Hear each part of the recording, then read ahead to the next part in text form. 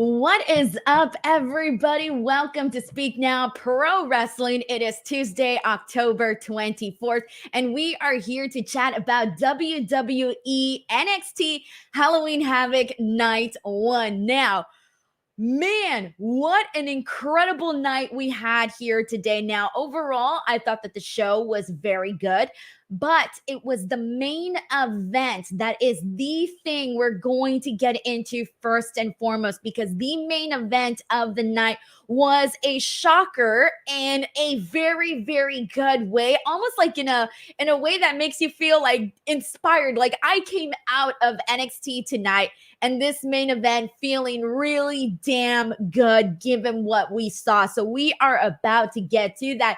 Before we get to it, just a friendly reminder to everybody here, please do not forget to subscribe to the channel. And if you guys want to support, give some love, you are more than welcome to send in a super chat. Super chats help support the show a whole lot. So, oh my God, I'm just so excited to talk about what we saw here today. First of all, I want to thank Sheldon Jackson, who just gifted 10 brand new memberships here to the DWO. I also want to welcome Gary DePrill Jr., who also became a new DWO member. So thank you so much to Gary for that.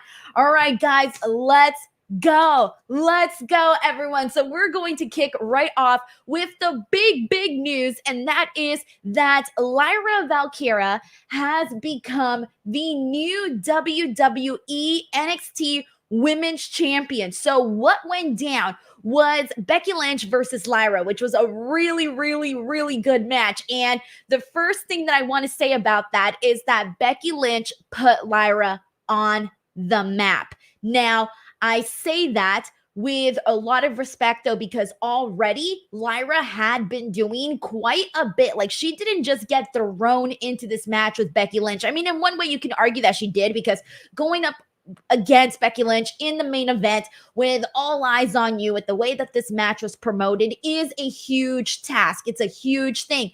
But she did already kind of start proving herself ahead of time. Like, she came into NXT and she instantly started impressing fans with her in-ring work. She just came in and was just so solid, so aggressive, so fun to watch her wrestle from the very beginning. And then she went in and she had that match with Rhea Ripley, which I remember when we were talking about this match with Rhea Ripley, it really almost felt like this was I don't know if the test is the right word, but I think that Lyra in that match with Rhea Ripley really proved that she can go with anybody that they put her in there. Of course, Rhea Ripley freaking also helped put her on the map a whole lot too. And that match was incredible. But this Becky Lynch match kind of took it to the next level for sure.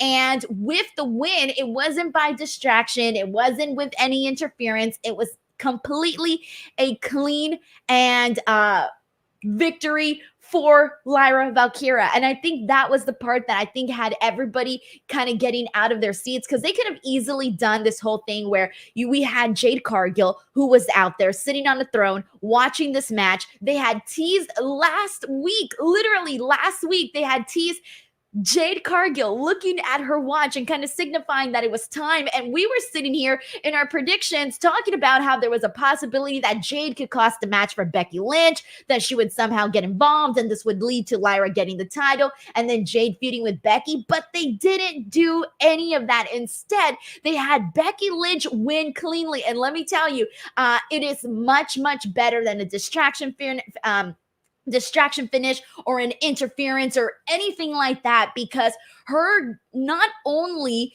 giving her a lot of offense in this match, but also her getting the win over Becky in a clean fashion was putting Lyra Valkyria on the map. So for me, like, Lyra right now, dude, we've had a couple of, the NXT Women's Championship has kind of gotten back and forth a little bit, right? We saw Indy with it. We saw Tiffany with it. It was just kind of going a little bit all over the place. Roxanne with it.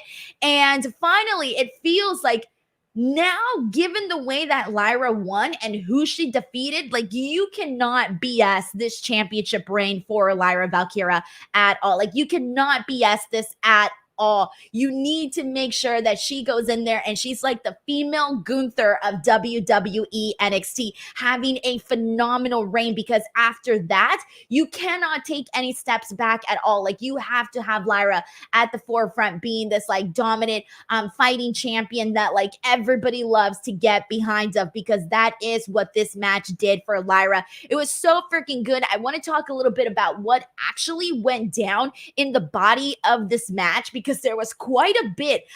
First and foremost, they did really great promotion for this match. They had, for weeks now, really promoting it. They also had Lyra appear on Monday Night Raw. She was there in the crowd. They had a little bit of a stare down. That was pretty cool. But then also they did this little thing where they had people watching from some like pub in the UK watching. And I thought that kind of added a little bit of an extra touch to that. But I thought they did a really good job of just like overall making this match feel like a big deal. But there was some great stuff in here. We saw some awesome strikes from Lyra. Absolutely loved her Northern Lights suplex that she gave to Becky. I thought that was really awesome.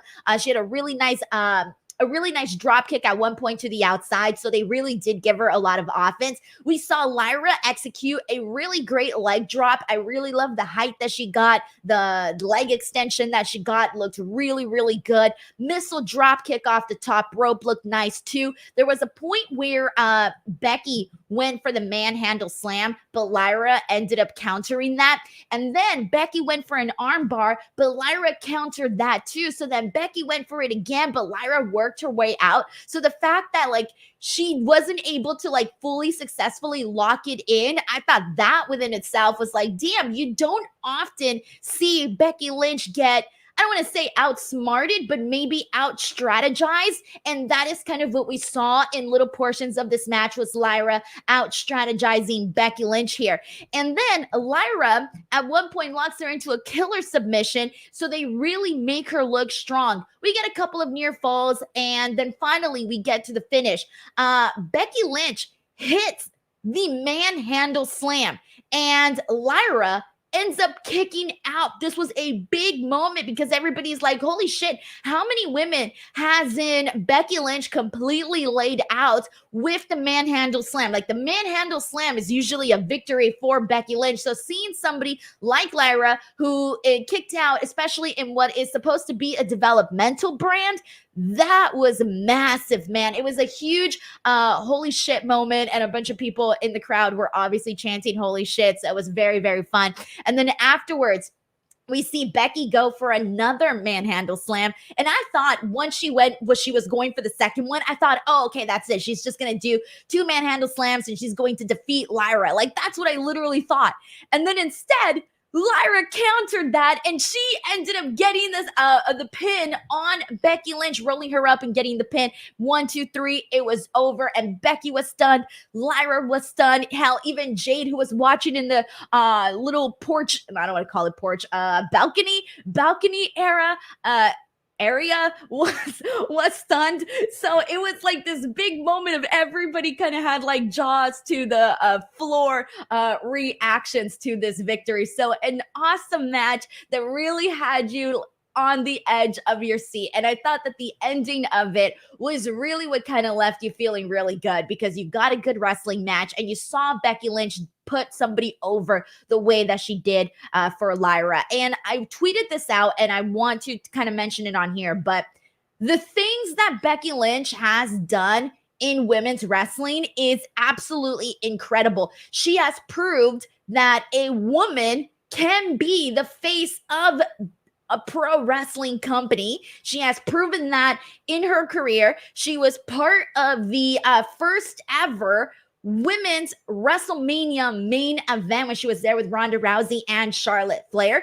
And then, of course, she's had like a million great matches, right? But now she is going over to the NXT brand, and she realistically, she could have been a diva about it. She could have been like, no, I don't want to be over in NXT, right? Like, she could have easily done that, and she didn't. She went there, she won the championship, and instead of taking the limelight from the people in developmental, she helped lift those people up, and she has lifted up Lyra Valkyria to the moon with that one there. So Lyra is now our NXT Women's Champion, and I am so excited to see what her reign is going to look like. Again, I want to see female Gunther, but of course Lyra's a baby face, but that's what I want to see. I want to see like just dominance for Lyra Valkyria. All right, so let's see what people are saying here in the chat. By the way, I accidentally dressed up like Dorothy today. This is not a costume at all. Like I literally just dressed up like this today, and I'm so embarrassed because I looked at myself in the mirror and I was like, how embarrassing. I accidentally dressed up like Dorothy on a Halloween show, and I wasn't even planning to. So this was just supposed to be the normal look. But let's get into these super chats because we got a few. So thank you so much to everybody who's sending these. These do help me stay funded here.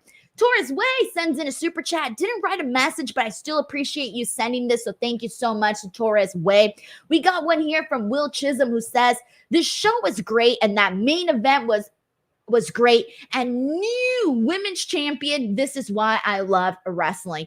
It's moments like these, right? I feel like this is a moment of the new NXT era that I'm going to remember for the time, for the coming time, right? For futures and futures later, you're gonna be like, hey Denise, do you remember the time that Lyra Valkyria defeated Becky Lynch? I'm gonna say yes. We're always talking about making moments. This was definitely a moment. Sheldon Jackson sends in a very generous super chat saying, in this reign, Becky Lynch elevated so many women with that title and put so many eyes on younger, underutilized talent. She did what Charlotte was supposed to do with all that title in 2020. Now, of course, look, I know that there's going to be comparisons being made as to some of the other established women in WWE and what they have or what they haven't done. Everybody kind of does something different. Everybody goes through different routes, right? But Becky Lynch is really going through, at least tonight, it felt, how do I say this? I don't know if selfless is the right word, because again, she could have easily been a diva, a prima donna. She could have easily had an ego on her and been like, nah, I don't want to put her over,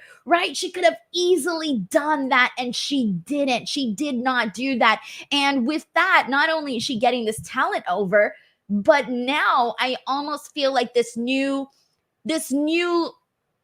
newfound respect for Becky Lynch. Like, I already respected Becky Lynch for what she did in her career, but now I almost feel like I have a new respect in the sense where she's doing something to help strengthen something that is bigger than her, right? And what's bigger than one person? Well, it's a bunch of people. It's a whole division. It's the future of the women's division in WWE. So for that reason, I almost feel like I got this new appreciation for Becky Lynch coming out of tonight's show. We have a super chat here from Gary DeFriel Jr. who says, the NXT women are reminding me of old rivalries. Cora and Roxanne equals Bayley and Sasha, Tiffany and Fallon, Trish and Mickey, Gigi and Blair, Paige and AJ, Lyra. Paige, AJ, Lyra, and Lynch.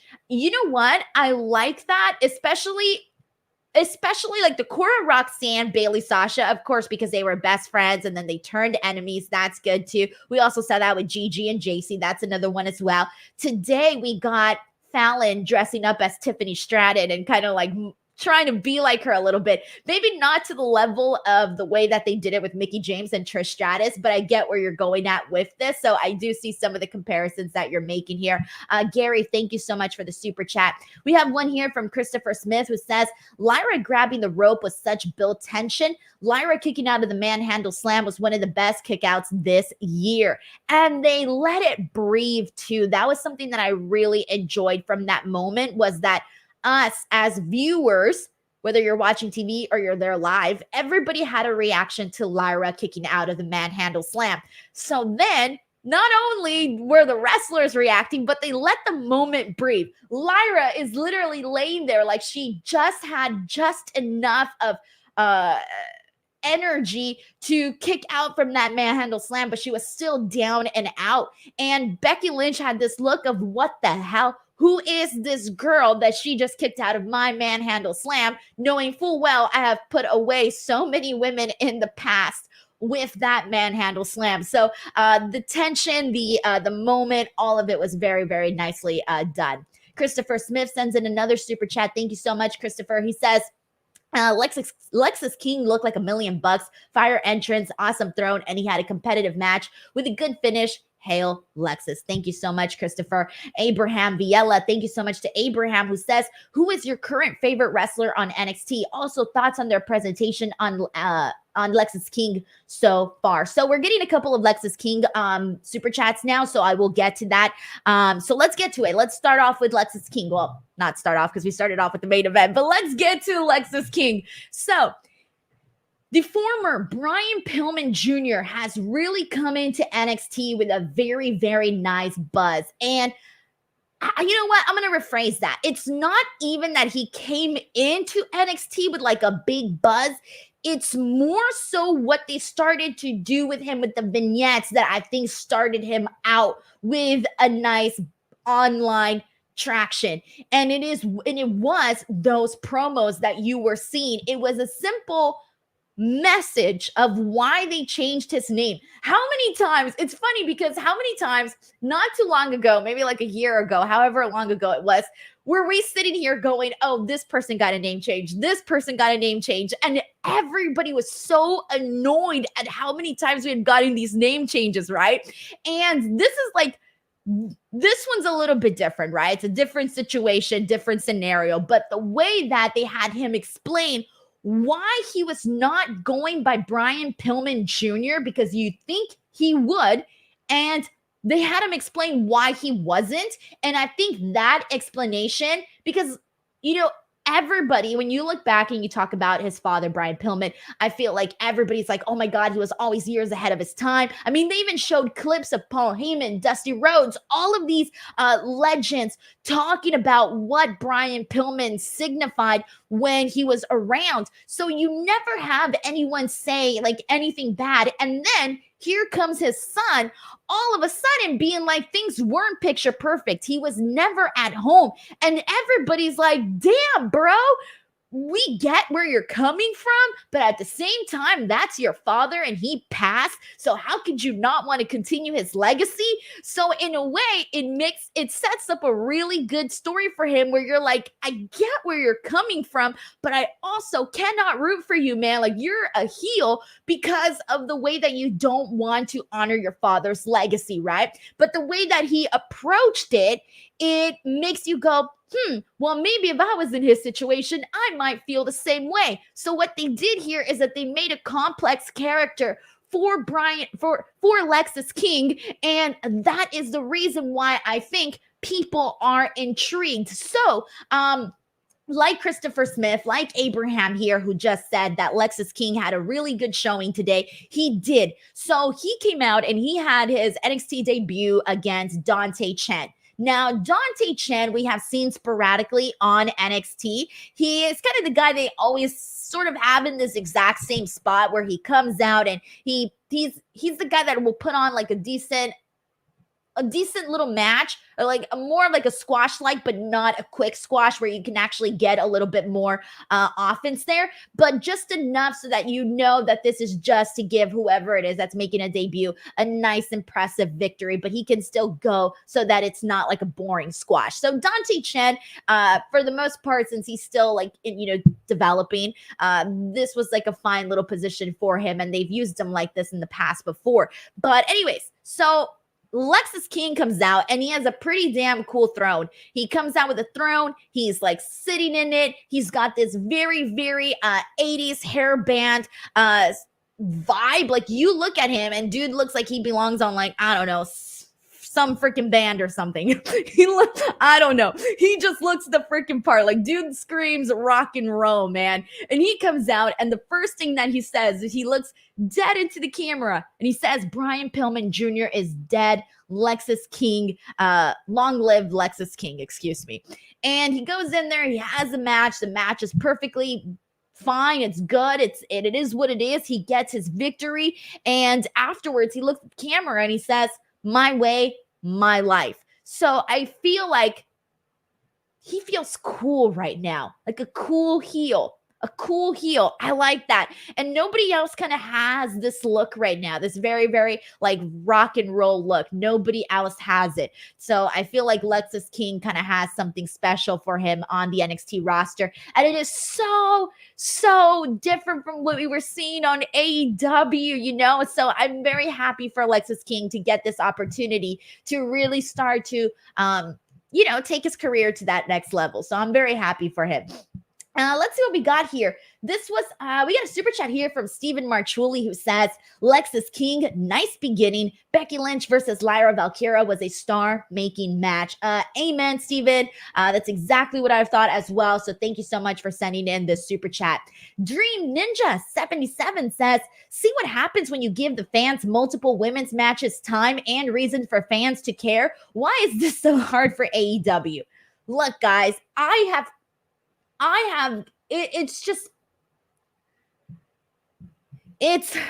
where do I go with this one here? Because I feel like it's the Dream Ninja. You kind of touched on it there, where when you give people a reason to care. Now, I know that a lot of the times whenever some of the stuff that they put on for the women on AEW isn't that great. And so in turn, the fans won't really show the interest that you might want them to show, right?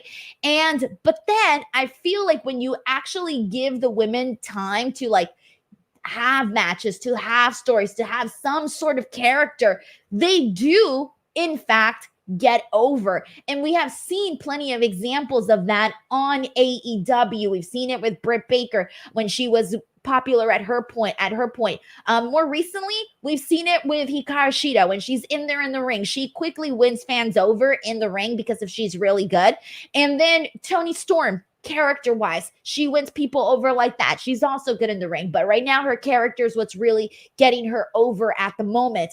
And so I feel that whenever you do give the women something to care about, or give the fans a reason to care about what they're doing, then I feel like the conversation wouldn't be so negative. But then when you kind of just throw random things out there, then that's why sometimes the fans lose interest. And then in turn, it's almost like weaponized, right? Like, oh, the women can't draw, the women can't do this. Well, you got to give them a second. You got to give them time. You got to give them the you got to make sure to give them the meat, the respect. I don't know what words we want to use here. The respect to just go out there and show the very best that they can do. And I think that's definitely something that we've seen on NXT is that we've seen these girls grow a whole lot. Now, granted, there are a lot more girls here. There's a lot more girls with different backgrounds. So that has definitely helped that out a whole lot. But I do firmly believe that I think that if AEW had even more women's wrestlers that I think can go at a certain level, I do think that the presentation of the AEW women's division would be handled a little bit differently. So, for example, if we were to see somebody like a Mercedes Moné go to AEW, I do firmly believe that they would make sure to actually highlight her in a proper way so that it's not to say, oh, we're not doing anything with her. No way. Like somebody like a Mercedes Moné, I do think that they would go all out for her. So I also do think part of it is I don't know if they feel they have the right women. I have no idea. We'll see what they end up doing. We'll see what they end up doing there. But again, you do have to build, man. You have to build. Look at Toni Storm. We almost gave up with that terrible outcast gimmick that they were doing. It was the shits. Everybody hated it. And now look, she's turning things around for herself. So good for her, man. And I feel like we can continue to see that if people are given a chance. Jordan Booth says, so much of tonight ruled for the women especially. Also, don't know why Fallon impersonating Tiffany popped me so much. I did. Okay, I'm going to be honest to God truth with everybody here. I legitimately didn't even recognize that was Fallon Henley. It took me at least 10 seconds where I thought, I didn't know who that was. I was like, damn, who is that? She looks so different. I loved it. It also reminded me of White Chicks because there was just It reminded me of White Chicks because they're out there and they're kind of dressed like the girls from White Chicks. So that's literally what it reminded me of. So I don't know, maybe Jordan Booth, maybe in your subconscious mind, you remembered White Chicks as well and made you laugh as well, but whatever. JB sends in a super chat saying, what do you think Becky does next on Raw? If she couldn't beat Lyra, is she still a worthy challenger for Rhea right now? Well, I mean, clearly the way that it happened though, the way that the victory happened with Lyra, it's not like she had Becky like, down and out on the mat like this, like completely gone, right? It was a quick sudden, she rolled her up, 1, 2, 3, bam, she got it. It was, to me, does not take anything away from Becky Lynch as a challenger, like not even a little bit. So yeah, you know what? Maybe someone kind of outsmarted her. Someone was faster than her. Someone did whatever it is that they had to do to get the victory, but that does not take away from Becky Lynch on the main roster. So I do think that we're still, God, I hope, I don't want anything to disrupt away from the possibility of getting Becky and Rhea, but clearly there's going to have to be something there with Jade Cargill now. They didn't really tell it. Like, she's out there, Jade is out there, but I don't know if she's eyeing Lyra and her NXT Women's Championship, or is she eyeing Becky Lynch and trying to take her spot. I don't know. And I feel like they kind of left us there wondering because we still do not know if we're going to be seeing Jade Cargill on Raw, on SmackDown, on NXT. Is she a free agent? Is she just going to be everywhere? We don't know yet. And I feel like every show they tease that Jade is going to join their roster, but then they haven't actually made any official announcement. So I don't know what to make of that anymore. So with that being said, I do not know if Jade is the next person for Becky. I think it might be too soon for Jade. I know that Triple H in the press conference, when he was asked about Jade Cargill, he mentioned not wanting to put someone in that spot before they're ready. And it seems like they want to make sure that they take their time and that they handle Jade Cargill in a proper way that will suit her, right? That will suit her and they're not going to throw her into the wolves or anything like that. So we'll see what they end up doing there. JB, thank you so much for the super chat. We got another one here from J Miller 3389 who says, took 100 days, first title defense for Piper and Chelsea on live TV. 5 women's matches is historic one on the show. I've lost count. We've had a couple of NXT shows where I feel we've had a lot of women's matches. There was like one show, I think like 2 weeks ago or something like that, that I remember talking about how they had 4 women's matches and I think like 2 men's matches.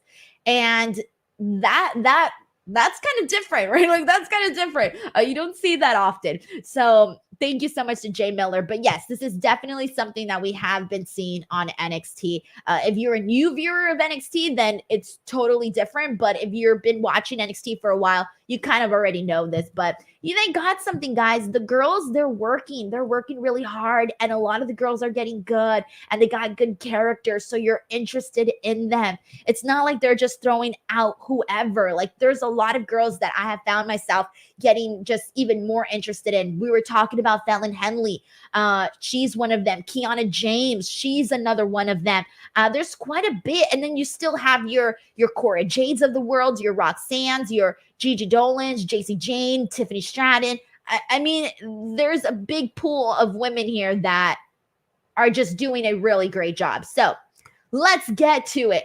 We're going to go ahead and, since we're talking about the women, let's get into the Roxanne Perez, Kiana James, Devil's Playground match. So this was another good one. This is the one that opened up the show. And I got to tell you, I feel like this match was probably my second favorite of the night. So this one goes right below that Becky Lynch Lyra match because I thought this one was really fun, primarily because they were really aggressive with one another. And I like that shit. Like that's the thing that really gets me. I enjoy stuff like that. And I think that Roxanne Perez kind of had an extra pep in her step today. That's not to say that she never does because she's always really good in the ring. But I don't know how many of you guys noticed this. She just felt extra fiery to me tonight. I don't know if she was just in a really good mood and a Halloween Havoc type of vibe. But I felt like instead of getting the 10 that we normally get from Roxanne, Roxanne, we at least got like a 13 from Roxanne here tonight, because I thought she was phenomenal. She did this like killer hurricanrana on Kiana James, where like I got dizzy just like watching her spin all around Kiana James's body. And they had fun with this. This is what this is supposed to be, a fun match, because they had like a slide out there and a swing. At one point, she grabs the swing and she hits Kiana James in the face. Now, Kiana James got like a big giant chipote on her forehead. She was like busted open. She has like big ass freaking hill on her forehead now. I don't know if it was the spot on the ring post or if it was the spot with the swing that did it, but something cracked open Kiana James like an egg, man. She like popped in right there, man. It was kind of crazy. But we definitely saw a lot from Roxanne. At one point, she took down Kiana with a dive that I really, really liked there. She took off a piece of the fence and she broke it on the back of Kiana James. I thought that was really good. And then we see a side Russian leg sweep onto the actual slide. And that honestly hurt my back just watching that, because the slide, the way that it's shaped, and then just seeing her spine hit like the edge of the slide. Ooh, I think we all felt that one. That one was, that was not fun to see. Anyways, Roxanne at one point was chasing Kiana James with a trash bin, and Kiana James kept like moving away. I thought that was really good. But my absolute favorite part of this match, the best part, was Roxanne goes for her Karana off the barricade. Instead, Kiana actually catches her, and then she literally smashes her body up against the barricade, and then she doesn't let go. She keeps holding on to her legs, and she lifts her up and she power bombs Roxanne right into the trash bin. That was my favorite sequence of this match. Eventually, fast forward to the finish, Roxanne hits her pop rocks and she gets the victory. This was my second favorite match of the night. It was a lot of fun. It was exactly what a Devil's Playground match needed to be for what they were doing here. We got a super chat here from my good friend, Infamous Raider Loco, a very generous one, who says, Son and myself enjoyed night one of the women's matches taking over night one and into next week, also with more women's matches. I got Lola winning the breakout tournament. Also love the cosplay costumes of the night from most of the girls. Great times for night one. They did the Halloween Havoc theme very nicely today. I thought I enjoyed Shotzi and Scarlett doing the hosting duties a lot more than when it's just one person. And I liked that they kind of incorporated them in different segments in very spooky ways. I love the costume changes. Everything that they did with the Halloween aspect of it all was pretty damn cool. I appreciated it, especially as a Halloween fan. Who isn't a Halloween fan here? Like, everybody loves this holiday. So it's fun to see. Infamous Raider Loco, thank you so much for your generous super chat, man. I appreciate that. All right, so let's go. All right, continuing on with more women's matches, I want to get into the Gigi Dolin, Blair Davenport match. This was a lights out match. Literally speaking, they actually turned out the lights. Well, I mean, they dimmed them, of course, but you get what I'm saying. They actually turned them out. They actually turned them off, because usually in lights out match, that really just means that like it's unsanctioned. And this time it was different. They actually turned down the lights. Now, I will say this. I thought that the first portion of this match, and then the part in the whole first portion, until we came back from after the picture-in-picture, I thought that the first portion, the lights out gimmick of it all, wasn't working for me, because personally, the lights out matches with the lights actually down takes me out of the match. I don't know what it is. Like, I cannot get into the match with the lights dimmed down. Like, there was a moment, because I didn't think it was like the right, it just didn't feel like the right stipulation for this match here. There was a moment where Gigi Dolin did this really awesome Meteora onto Blair Davenport, but it would take you like a second to even realize that Blair Davenport was like sitting on this chair. And so when she hit the Meteora, you didn't even realize that she was on a chair, and I think it would have looked much cooler had we been able to see with the lights on. So I feel like that was like the only thing that I didn't really like care for it in the beginning. And then there was a portion too where Gigi just started whipping Blair with a leather belt, and Booker T was on commentary going, "That's hot, that's hot." I don't know what to make of that. Anyways, so finally, after the picture-in-picture is where I think the match, I personally started to get a little bit more interested in it. I had to pay like really close attention though, because if not, I told you, matches like these, I'll start tuning out. And like, that's the last thing you want, is to start tuning out. So I really had to like focus and not get distracted. And they did a good job, because there was a moment where Blair literally just threw a chair. And for some reason, it was the chaoticness of the way that she threw the chair that I wanted to give the thumbs up for. But anyways, so at one point, Blair, she starts to set up a table. She has a little bit of a hard time to set it up, but commentary does a really good job at like covering for her and explaining that it's too dark for her to even see and all of that. I also want to shout out Gigi Dolin's hair, because Gigi's red hair, or orange, was really, really the only thing that you could see throughout this match.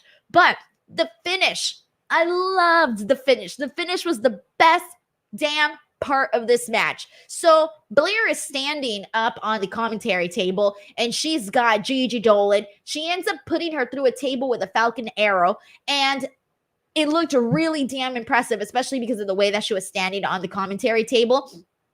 And then afterwards, she gets her back into the ring, drags her body back in there, gets her with a killer knee, and she does really good knees, and she wins this match. So I thought, Blair, this was something that I think I want to see Blair go on to face Lyra Valkyria. Like, I would like to see Blair Davenport be one of the first people that challenges against Lyra Valkyria, because that one will be really good to see. And I feel like coming out of this victory, that might be something of where she might be headed.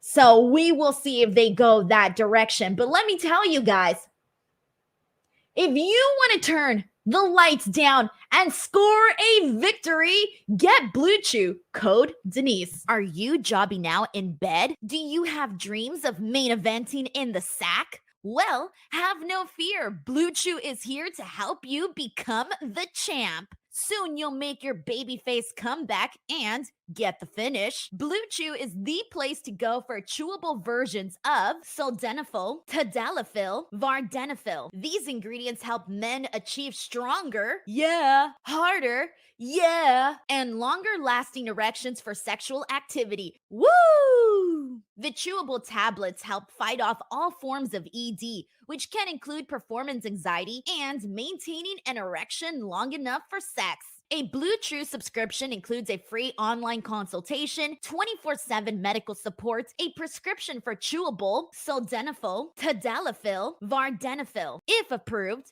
and discreet delivery straight to your door every month, all from the comfort of your own home at affordable prices. No more in-person doctor visits, no more waiting for appointments, and best of all, no more awkwardness.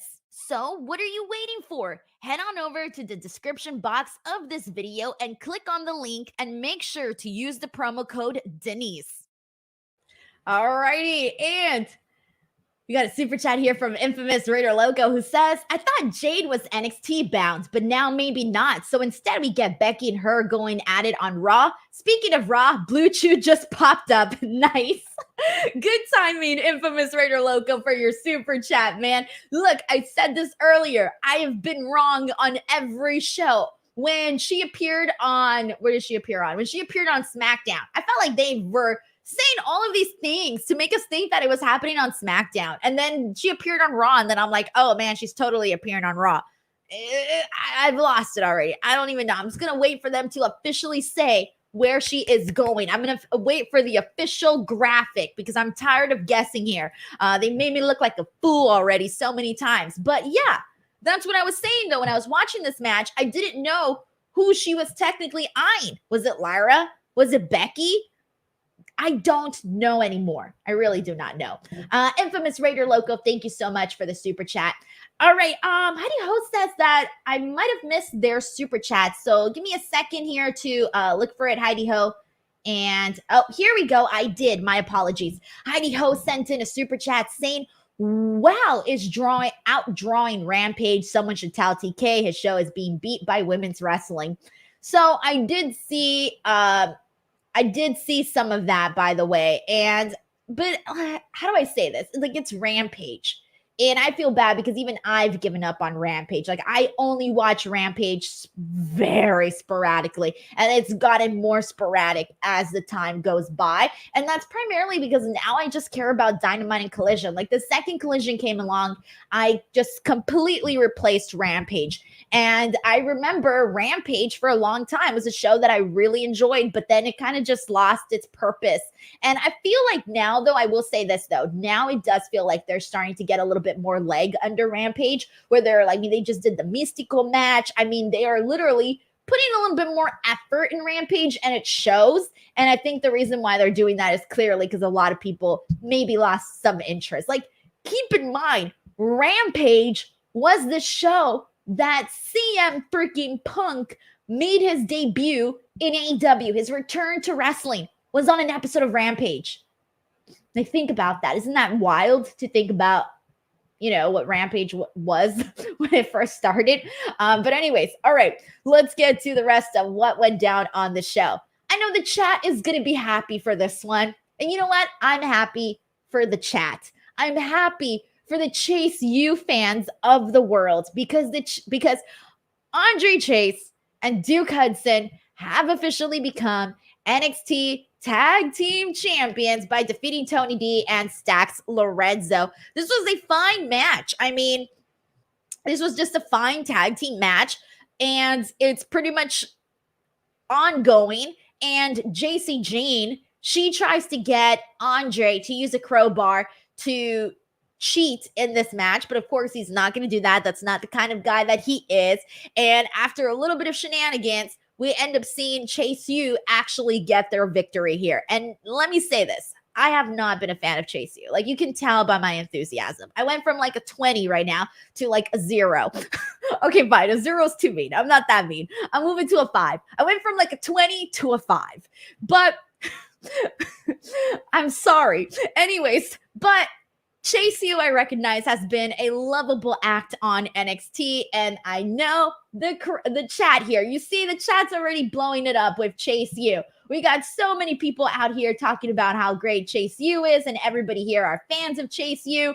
And so, because I know that a lot of people love them, I think this was a good moment for them, and they are an act that people like. So you want to reward that. You want to see them eventually get some golds, right? They are a pretty lovable act, except minus me. I'm the only person that apparently does not love Chase U. And let me emphasize, I do love Thea Hale. Thea Hale's the only one that I'm like obsessed with. But anyways, Tony D and Stax. I feel like they felt very limited as a tag team. I don't really feel like we saw much of them actually really wrestle. And so for that reason, I feel like they were just too limited of a tag team. Anytime you had Tony D and Stax in there, you kind of had to do all of the bells and whistles, smoke and mirrors for their matches to kind of be, a little extra something. So for that reason, they're a cool act as well. They're funny. You get interested in them. You love to do the thing with the hands, all of it. They're always eating at fancy restaurants. What's not to love about Tony D and Stax? But let's just be real. They felt very, very limited as a tag team. So I think it was probably best to move in a different direction and see what an act like Chase U can do with the championships. And obviously it'll probably be a little bit more on the, I don't want to say fun side, because Tony D and Stax was actually pretty fun too when they would do like the bits and stuff. But Chase U is also fun, a little bit more on the comedic side of things, like the dorkiness. So I feel like they can do something there. So we'll see. But anyways, Patrick Scrogan says Denise hates Chase U. I'm just not a fan, guys. And I'm not going to pretend to be a fan. Like, there's nothing worse than having to pretend to be a fan. I'm not going to pretend here. Anyways, something I don't have to pretend about is, well, Carmelo Hayes and Ilya Dragunov. Don't gotta pretend about that, because that, my friends, is good shit. And I cannot wait for next week. We are going to be seeing Carmelo Hayes versus Ilya Dragunov, numero tres, Number 3, it is happening. Now, their first 2 matches were chef's kiss. They were phenomenal, okay? They were great.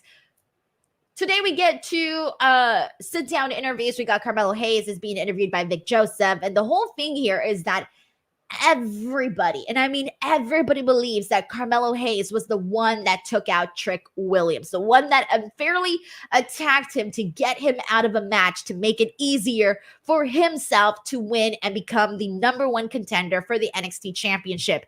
Now, Vic Joseph asked him, did you do it? And he said, no, I would not do that. Okay, Vic Joseph didn't press anymore, so they moved on from there, and he talked about wanting to win the NXT Championship again so that he could reclaim the title of him. He does not feel that he can refer to himself as him without the NXT Championship. So then we get another interview with Ilya Dragunov, and this one's really him just talking about what's motivating him, and it's just like simple champion stuff, nothing out of this world. But Carmelo is watching this interview, and we get 2 backstage segments. One of them is Shotzi and Scarlett confronting Carmelo and saying that they saw the cards and that they know who attacked Trick Williams. And Carmelo Hayes completely dismisses them by saying that he doesn't believe in any of that stuff, right? It's all hocus pocus nonsense. Well, we got another backstage segment with Carmelo Hayes and Braun Breaker. And Braun Breaker kind of gives him the, I know you did it. I know you did it and I'm cool with it. And if you're that same guy, if you bring that same energy to your match with Ilya, then you're going to win the championship and we can circle back to what we were doing. So basically, Braun Breaker saying that if Carmelo Hayes wins, he's coming after his championship. So I don't know, guys. I don't know. And here's why I don't know if it was Carmelo Hayes or not, right? The obvious answer is that it has to be Carmelo Hayes. But Carmelo Hayes has been a babyface this whole time, right? So it's hard for you to say that he's the one who did it because he's always been a good guy. But we have been sensing now for weeks, though, that Carmelo Hayes is not the same Carmelo Hayes that we have known and loved during his entirety of NXT. We know things are changing with Carmelo. So I do think it has to be Carmelo Hayes, right? Like it has to be like, this has to be the thing that makes him an official heel, right? Like it can't be it. I think this is going to be the thing that is going to end up biting him in the back. Karma's going to come and get him, and he's going to lose this match to Ilya Dragunov because there ain't no way Ilya Dragunov's losing next week, guys. Like, ain't no way that is happening. I would be stunned if it did. All right, yeah, we got a lot of people saying, it's too obvious. Tiger Claw says, it was Rakishi. He did it for The Rock. I love doing that. All right. Christopher Marino sends in a super chat. Thank you so much, Christopher. He says, quick shout out to the Shotzi and Scarlett. To Shotzi and Scarlett and their costume changes. It ruled. My favorite was Shotzi's scissor hands. She was Edward Scissorhands. I really loved that one. I also love their little twin, The Shining. Because The Shining is the one with the creepy girls, right? I think they were doing The Shining. I think. I'm not too good with horror movies, guys. I'm terrified of horror movies. Like, I will do horror mazes. I love them. Like, I will do a horror maze, the scariest one, by myself. Like, I will even let the monsters, like, creep up on me. I don't care. I've done really scary horror mazes. I even did the Rob Zombie one year where you have to crawl into, like, a dark hole. And then there's this one part where everything's so black, like, you can't even see the person in front of you. It's almost like you have your eyes shut and, like, you're walking through this slimy stuff and you even get wet. And there's, like, a little bit of a swamp. I mean, it's intense stuff. I will do that, but I cannot watch a scary movie to save my life. Like, I will be terrified. After I watched The Conjuring, I was so scared for like 2 weeks, man. The Conjuring scared the living life out of me. Oh, I can't watch that. And Blair Witch Project. My mom took me to the movies to go watch Blair Witch Project when I was a kid. I don't know what she was thinking. Why would she take me to go watch that movie as a kid? I think my mom wanted me to man up, but I didn't want to man up. I was too scared. Christopher, thank you so much for the super chat. I agree. Their costumes were pretty damn cool. Thank you, Vance, who are confirming that the twins are from The Shining. Thank you. I appreciate it. All right, guys, we got a couple more topics to get into. I want to get into the NXT Women's Breakout Tournament. We had the semifinals matches today, and this is pretty much turning out the way that we expected. We got the first semifinal match, which was Kaylani Jordan versus Ariana Grace. Kaylani Jordan, she comes out, shows how flexible and athletic she is.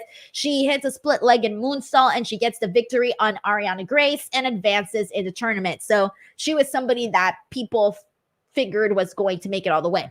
The other one was Carmen versus Lola Vice. I didn't think this match was that great. I thought this one was missing a whole lot. This one wasn't really that good. But you know what? Lola got her win with a good spin heel kick. That was literally like the highlight. And they kept it very brief. She gets her victory, and Lola Vice moves on. So we are getting Kalani versus Lola in the finals next week. And I think for the most part, I mean, I really have a feeling that it's going to be Lola. I say Lola because I just think that she just has her look down already. She has it down, and the people really like Lola, but they also really like Kaylani. They're like two different types too. Like they give off two totally different vibes. Like Lola gives off like this very like sexy kind of vibe, and Kaylani Jordan is the girl next door. She is the sporty girl next door. So I feel like people are also getting behind her because she's very lovable in that way. So I don't know what direction they're going to go here, whether they're Kaylani or Lola. I do think Kaylani is very impressive in the ring, maybe even a little bit more so than Lola. They're very different. They're very different. So I don't know. I can see them surprising us and going with Kaylani, but I'm going to go with Lola as my official prediction. She's been my official prediction, so I'm going to stick with her since she was. I don't want to change my prediction. I'm going to stick to it. You see, I already got a bunch of people in the chat being like, Lola has to win. Lola's my face. Vice City, baby. Yeah, I see y'all. I see you guys all out here looking at Lola Vice. Let's go. I love it, though. She's a very nice person, too, by the way. If you want to see my interview with Lola Vice, that is up here on this channel. Yes, I interviewed her, and you can watch it. She's very, very cool to talk to. All right, let's get into a couple more items that went down on NXT. Before I do, just a friendly reminder, guys, I got a full slate of shows this week. I will be here tomorrow with Righteous Reg to talk about AEW Dynamite. This Thursday, I'm doing a bonus podcast. So I want to do a monthly women's wrestling podcast, and depending on how this one goes, depends whether or not I will do more, but basically just kind of rounding out some of the big moments that happen in women's wrestling with a all-female panel as well. And so that's going to be taking place on Thursday. Then Friday, I will be back for Smackdown. And then Saturday, I will be here to talk about AEW Collision. So we got a lot of shows this week, so it should be fun. All right, let's get to a couple more things that we got. So Nathan Frazier did his hard-hitting home truths, and this is him trashing Dom. I liked this. This was a good way to recap his feud with Dominic Mysterio that really just started, and they didn't try too hard to make it funny, so I like that because nothing's worse than trying too hard. And then it actually had a purpose because he ended up issuing a challenge to Dominic Mysterio. So I had no issues with this whatsoever. Akira Tozawa popped up on Halloween Havoc, and he ends up stealing the Heritage Cup from the Metaphor. And this was funny because the Metaphor was getting their cards read by Shotzi and Scarlett. And it ended up coming true because they were saying that something that they loved was going to be taken away from them. And it ended up being the Heritage Cup. So I thought that was really, really funny. Tiffany Stratton. We talked about this already, but she was being interviewed by Sarah Schreiber. Very happy to see Sarah. Fallon pops in, and she's dressed up exactly like Tiffany. She's mocking her. She's pretending to be her. Tiffany is just like not having it. She's like, ew. And they end up fighting. I like this. I want to see more of Fallon as Tiffany Stratton. It is hilariously good. Let's see what else we got here. Tiger Claw, who is a DWO member, says, has Judgment Day become overexposed? No, I think they've kind of toned it down. There was a while where we were seeing them literally on every show. They've toned it down a little bit. They've toned it down. All right, guys. Before we get to what's happening on night 2, I want to give a special shout out to Oh, the picture didn't pop up. Ooh, that's embarrassing. Hold on. I was like 2, and then the picture didn't pop up. There it is, right there. I want to give a special shout out to Luis Mendez because he left a review on my Apple Podcast page, and I did tell people that if they left them, that I would read them on the air. So I want to thank Luis so much because he said, one of my top 2 favorite wrestling podcasts. I think I can put Denise Salcedo as one of the best wrestling podcasts along with Sam Roberts. Now, I really like Sam a whole lot, so thank you so much to Luis for taking the time to leave a 5-star review on my podcast page. Guys, I welcome you. If you can, please do me a solid favor. Head on over to Apple Podcasts and leave a review. It literally takes like less than a minute to do. You don't even have to write anything. You could just leave a star rating, your honest rating, and I really do appreciate it. It just helps my podcast rank a lot higher so that more people can discover me, and the more people that discover me, the more brand sponsorships that I can get. And so I'm really trying to, get some more sponsors here on the channel so that I can make more money. Let's be real. That's literally what I'm trying to do. So if you guys have any chance, time, please head on over to the description box of this video, click on the link, and leave a review. That is Instinct Culture by Denise Salcedo on Apple Podcast. All right. We got a super chat here from Jake Sadowski. Thank you so much to Jake, who says, WWE main story every week is the same. Is that what makes them successful, unlike AEW, because it's familiar? Okay, let me read the super chat again.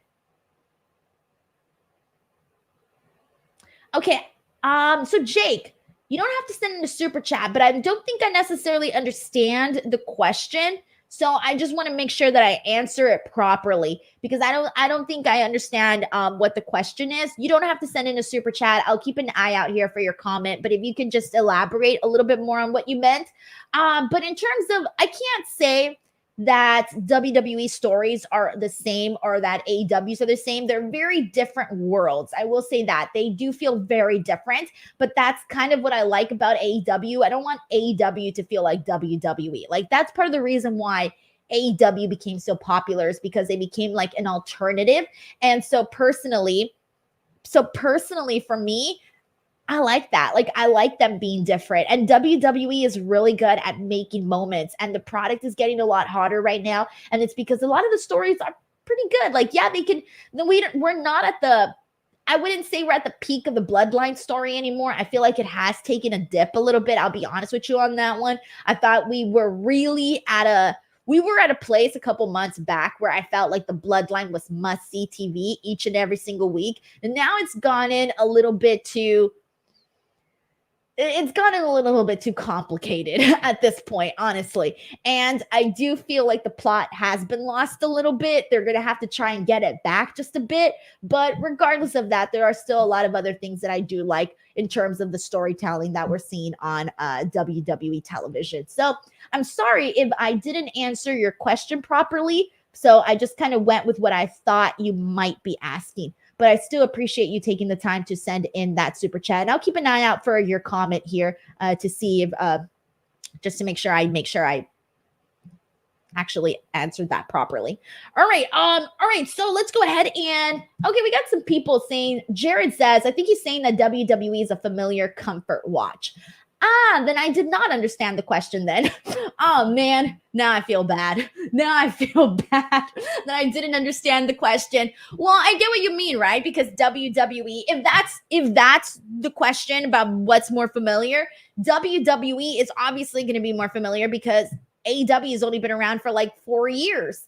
So it's definitely always going to be WWE. It's going to be more familiar. You're going to tune in and you're going to know what to expect, and you're going to feel like you're a part of it, right? Whereas if you haven't watched AEW, you might feel like you're not part of the, I don't know, fan base. Like, you might not feel like you're part of it yet, but give it time, tune in, and then you will. If you like it, tune in. If you don't like it, then you don't got to tune in. So yeah. All right. Hopefully I explained that a little better. All right. We got a couple more things to get into, and that is the last and final thing is actually what we're getting for night 2 of Halloween Havoc, which is going to be taking place next week. We are going to be getting that Robert Stone match against Braun Breaker. That's pretty much going to be a beatdown unless we get Von Wagner back already. Who knows if he'll be back and ready by next week, because they are showing these videos where he's in recovery.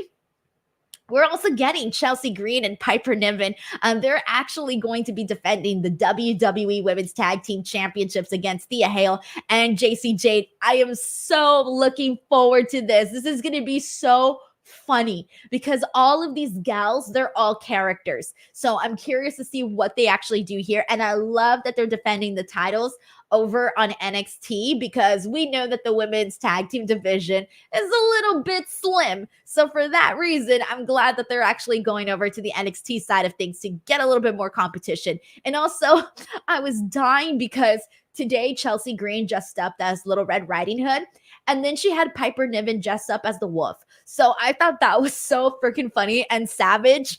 Thumbs up. The Creed Brothers versus Angel Garza and Umberto is also going to be happening next week. We're going to be seeing a tables, ladders, and scares match.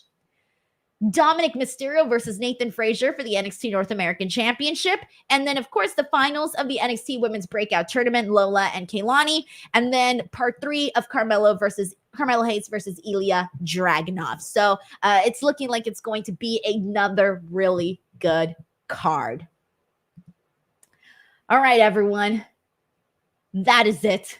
That is NXT Halloween Havoc Night 1. As always, I thank you guys so much for tuning in. Please do not forget to subscribe to this channel. Leave a comment in the comment section below to help this video rank a little higher, or you can give it a thumbs up. But more importantly, head on over to Apple Podcasts and please leave a review. Go right now. Go right now. You can even tag me on Twitter and let me know if you did, but I check every single day. That's the first thing I do when I wake up in the morning is check to see if any new reviews came in. That is how big of a loser I am, that the first thing I do is wake up in the morning and check for new reviews.